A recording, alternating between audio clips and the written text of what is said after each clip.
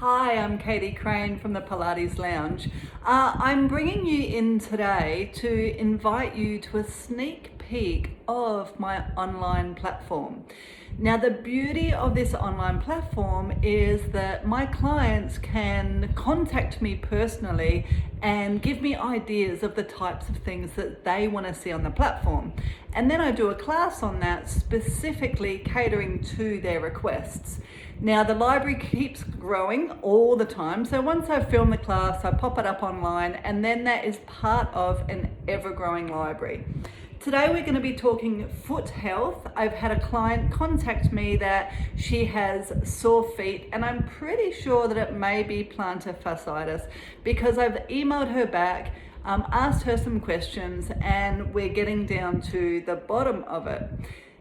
So I'm just going to press record on here, and then you can join me for this class. Just be aware that this is a two-part series. So today we're working on foot pain or plantar fasciitis level 1 or stage 1 at the acute phase, and I will be doing a second class as well for people when they're not at the acute phase anymore, for them to continue strengthening and releasing. I'm just going to press record. I'll be one moment.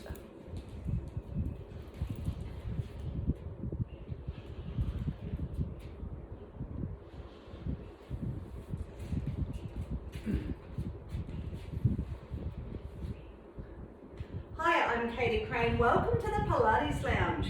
Now, today we are talking foot health. Now, you know from being on this lounge that we have a subject called foot health. So there is already some information which would be very well regarded to continue with what we're talking about today. So make sure you go back and have a look at the other topics in foot health. Today I did have a client that I'm pretty sure she's got what's called plantar fasciitis. So I'm going to talk a little bit about that, and then we're going to actually do two classes. So this class is called stage 1, plantar fasciitis, and then there's going to be a stage 2. Now, to give you a little bit of a rundown without getting too technical on anatomy, plantar fasciitis is the term given to tightness through the arch of the foot. There's my arch of my foot is made up of what's called fascia. Now, if I think about fascia, it's not a muscle and it's not tendons or ligaments, but it makes up a big part of my system, specifically where my system has these shapes in it. So see how I have the arch of my foot, right? So that's a beautiful shape. So quite often there'll be fascia in areas where my body has to create these shapes without there being big joints, right? Now, this part of my foot actually ends up continuing along my Achilles and up into my calf muscles. So if I've got foot pain, it's actually really important that I'm looking up the line and quite often all the way up into the glutes and into pelvic floor and inner thigh. A lot of women that I see with foot pain or plantar fasciitis often have very high arches. So just check in on your own foot and recognize whether or not you have a high arch, a flat foot, or a pretty regular arch, okay? There's no rights or wrongs, we're all very different, and ultimately the most important thing that we want to recognize is that your body is different to my body, and your body is so unique to anybody else's body. And when we're working with you, or when I'm working with you, even on this platform, I really want to try and reach out to you as an individual so that you can benefit the most. And that's really the whole point of healthcare in general, right? That you don't fit into any box. I'm trying to give you as much information as possible, and then you need to find out what's right for you. And you know that you can always contact me on the platform anyway. Okay, so say we've got tightness through the arch. If it's plantar fasciitis, then you may find that when you first get up out of bed in the morning, when you first step onto the ground, then it hurts through the heel of your foot, and it just feels tight through here as well. Normally, throughout the day or once you get going, then that gets better, right? Or the pain reduces. Now it's important if you are going to work that you wear comfortable, well-fitting shoes that have a little bit of support in them if you have this issue, right? You want to kick off your shoes whenever you can so that you can move your feet around. Now if you're like me and you work in the fitness field, say you're a yoga teacher, a Pilates teacher, or maybe even a swimming instructor, it's important that you also wear shoes to work.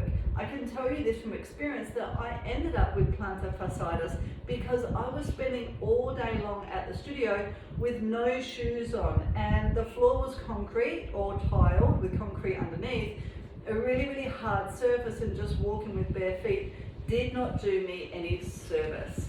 So important to wear comfortable shoes around the place if you're walking on concrete, floorboards or tiles, right? Having said that, when I get home, the very first thing I do is take off my shoes. Now, I'm very lucky that I live in a property, so I'm out in the dirt a lot of the time. We have a lot of rocks in the garden and stuff, so I'm always walking on a lot of different types of surfaces all the time, and I spend a heck of a lot of time at the beach. So I'm walking on sand. Now when I'm at the beach, I make sure that I walk on all different textured sand. So I might be on the hard sand, I'll walk on the soft sand, I definitely walk in the water, and I walk along the rocks as well. So they're just some ideas. If you don't live near the beach and you live near a park, you can totally do the same, right? So barefoot in nature is fantastic if you have foot pain. Partly because, can you see how many bones I've got in my feet? I've got so many bones. Now off the top of my head, I think there's 28 bones in each foot, right? So that means about 32 or 33 joints in each foot. So by walking barefoot in nature, so nature means uneven, undulating surfaces, then it actually encourages all of my bones and all of my joints to move a little bit, right? So foot pain quite often is because that is not happening. Now the foot pain is normally the end result of some poor movement patterns that we've had for a while. We also see foot pain a lot in women during pregnancy and post-pregnancy. And we are pretty sure that that has to do with hormones. So when you're pregnant or post-pregnant, then you have a hormone called relaxin that is designed to A, prepare you to give birth to your baby, but B, help you connect with your baby when you're doing things like breastfeeding. All right, so what happens when the relaxin, the hormone, is coursing through your system, then all of the joints between your bones become a little bit lax because the ligaments become a little bit lax, a little bit more mobile, right? And say also through here you have a big tendon, one of the biggest tendons in your body, and also through your hips. Now remember, your feet are the very foundation of your body, but above your feet you have your hips. And as a woman, my pelvis actually has to open quite a bit to be able to give birth. Even if you end up with a Caesar, you still go through these hormonal changes. And as your pelvis changes, then that puts a lot more pressure through your feet because you don't have the same stability through your pelvis. Now we're going to talk about that more in the second class, which is why I want to do 2 classes, because there's actually so much information to share with you. Today, what we're specifically going to be working on is releasing the fascia, or allowing for the fascia to start to let go a little bit to help with the tightness, okay? Now remember, I said that we're all very different, so what feels okay for me may not feel okay for you, which is why I'm going to give you a few different strategies, and then I want you to learn to really listen to your body with this sort of stuff. Now we know that people with this plantar fasciitis, it has a very high recurrence rate. I think it's something over 75% recurrence rate. So even once you've gotten this under control now, know that as a menstruating woman, you still have those hormonal changes every month. And so it can be quite common for women going through menstruation every month to still have these issues, especially if you're going back to things like running or any other ballistic sports that has you jumping. So netball or basketball, volleyball, any of your jumping style of exercise or running are things where you're gonna need to make sure that you're wearing shoes with a lot of support in them and that you continue to do this type of thing as a maintenance program. Now today I've got a ball. If you don't have a ball and you have children, grab like a squishy toy or something, right? I'm going to pop my foot onto the ball. You can do this sitting or standing. I'm going to do it sitting. And I'm just putting pressure down into the ball and holding that pressure down for 3, 2, 1, and release. Super easy, right? We're just going to do it 3 times. 3, 2, 1, release. And 3, 2, 1, release. Good. Now I can already feel against the ball, I have an inherently a very tight arch and a very high arch. So I am almost predisposed to things like foot pain if I don't look after my body. So by pushing down on the ball, I already start to feel the arch of my foot kind of spread apart, right? Then I'm just going to roll my foot forwards and back. We'll do this 4 times. I'm not doing anything in particular, just moving through the ball. So you can imagine if I was at the beach and doing this sort of stuff in soft sand, it feels really, really nice. Or if I was at the park and I was doing this sort of stuff on cool grass, also feels really nice. Now we're going to go side to side. I'm not activating anything here. Remember, this is the release phase, so I'm trying to relax.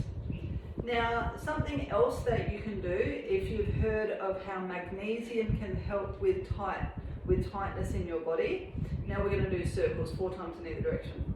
Magnesium is actually responsible for over 700 processes in your body. And a lot of those processes have to do with the tissues in your body, right? So your muscles, joints, ligaments, and tendons. So if you up your magnesium intake, this can definitely help. What I love to use is what's called transdermal magnesium. We're going to go the other way in the circle. Transdermal magnesium is magnesium that you put on your skin, right? Dermal is your skin. So transdermal means that you put it on your skin and it goes straight into the area that it's needed. So you could get a magnesium spray or a magnesium cream and rub it on your entire foot. Foot massage, right? Cool, we're going to do the other side. It's really, really common to get the pain in one foot and not the other foot. Pushing down onto the ball for 3, 2, 1. And then we're just rolling forwards and back. I'm not flexing and pointing my foot, I'm just keeping my foot pretty neutral. Remember, this is all release technique. So foot massage is fantastic. You want to make sure that you're doing things that does not cause more distress or more pain to the foot. When you're at the acute phase, then the fascia can get quite inflamed. When the fascia is inflamed, it tightens out, it hardens up, and you can actually start to break the tissue. So you can fracture the tissue. If you imagine like a block of ice, and you just bang that block of ice on a table, and then it has all those little fractures through it, right? So I don't know if that's exactly what it looks like, but that's how I imagine it in my head, you know, that it kind of has all the spider webs in it, right? Then we're going to do the circles. And in fact, a really good telltale of women who have plantar fasciitis or have had plantar fasciitis in the past is if you look at, you keep doing the circles and finish off, if you look at this part of your foot along here, and women who have had this issue in the past or have it now, quite often you can almost see that the broken glass or the smashed ice look through here. So through all of that part of their body, that's partly where the fascia starts, right? So you can also massage all of that area too. Remember, this is long-term maintenance as well, okay? So this is not a quick fix. By the time you end up with plantar fasciitis, actually your body has probably been talking to you for a long time, and unfortunately we just don't listen to our body. Okay, so we've done that on both sides. Go ahead and hold on to the ball between your feet and just turn your feet out. Turn your feet back to the start, just 4 times. Turn your feet out and back to the start, sitting up nice and tall. Turn your feet out, back to the start. A couple more times, turn out, back to the start. Last one, turn out and back to the start. Okay, so regardless of whether or not you have a chi ball, and can you see that I've got, the chi ball doesn't have a lot of air in it, right? So if you've got a chi ball, you can take out the little bit and it's kind of flattish, yeah? If you're using a toy of your child, then same, it's already squishy, but something about this size is a really good size. Now I'm actually going to sit on it. So I'm going to sit that the ball is right in the very middle of my pelvis. And then I'm just going to relax into the ball. Now this is not common knowledge that the arches of my feet have a direct relationship to what I think of the arch of my pelvic floor. So when my pelvic floor is active, it lifts up into an arch shape, right? Sometimes, and this is just from my observation of working with women for over a decade, and a lot of women coming in with plantar fasciitis, what I see is that a lot of these women have high arches, right? They already have the tightness through their arch. I think then we're more predisposed to foot pain. High arches quite often can be associated with tightness or hypertonic pelvic floor. Your pelvic floor is a little bit too switched on all the time. So now we're sitting on the ball, just releasing pelvic floor. Now, like I said, you need to look at your own arches, right? Are your feet flat or are they super high? If you have high arches, you know about it because you cannot fit into a pair of shoes with straps at the front of your feet, can you? You know, if you have flat feet, you know about it as well. So if you have high arches and you're sitting on the ball, now this allows for your pelvic floor just to respond and relax into the ball. If you have flat feet and you still have plantar fasciitis, which is probably more of a hormonal issue because maybe you're pregnant or post-pregnant, then the ball actually stimulates your pelvic floor and will encourage it to work more. So either or, we're both benefiting, right? If you don't have high arches or flat foot, just enjoy sitting on the ball. I promise you, there's a weird goodness about it, right? So what happens now is all of those deep muscles within my pelvis, they start to respond as well. It's called tactile feedback, right? In Pilates, we call it tactile cueing when I touch your body. On a screen, I can't touch your body, so it's really nice for us to use things where you can feel touch and then your body responds to it, right? So just let your body relax into the ball. Okay, so this is all we're doing for this very first session, right? Remember what I said, you want to be walking on natural surfaces, outside, beach, rocks, grass, dirt, whatever it is. When you're walking on concrete, floorboards or tiles, you want to have supportive shoes that are nice and soft for you, right? You need support in your arches. What is not your friend are high heels, unfortunately, nor are flip-flops or, you know, the Havaianas that are really popular. They're not your friend when you have foot pain. You need something more supportive than that. And in fact, if you're wearing something with heels, it's going to shorten your calf muscles. Remember what I said, your foot, all of this, ends up attaching towards the heel and up into the calf. Your Achilles tendon ends up getting very, very short. So if you've been wearing heels forever, then this is probably where your issue started and it's now developed in the foot, right? So we're going to have to work on that quite a bit. Okay, so this is for your acute phase. I want you to go and watch the second class if you can now, just so that you know where we're going, or once you've gotten past your acute phase, then you can join us. Another good thing for you to do is just self-massage, right? magnesium. Also, Epsom salts are fantastic. You can just let your feet soak in Epsom salts for at least 20 minutes. Okay, thanks for joining me. I'm going to see you in the second class, and we're going to work then on lengthening and strengthening the lower limbs all the way up into the glutes. Have a great day. Thanks for joining me. So that gives you a little bit of an idea of what the Pilates Lounge is all about. So as you can see, it's both really educational and informative, but also gives my clients strategies to do at home. Now, a lot of the classes are just that, right? They're movement classes, but what really sets the Pilates Lounge aside from a lot of other platforms is that I want to educate my people and cater to them as individuals. So if this sort of thing looks like it floats your boat and this is the sort of thing that you want to practice at home, then you can check me out at pilateslounge.com.au. There's no "the" in front of it, so just pilateslounge.com.au. Otherwise, you can also find it on my website, thepilatesprofessional.com.au. Sing out if you need any help at all, and just remember that I'm going to be sharing these little classes with you every week. Enjoy. Bye.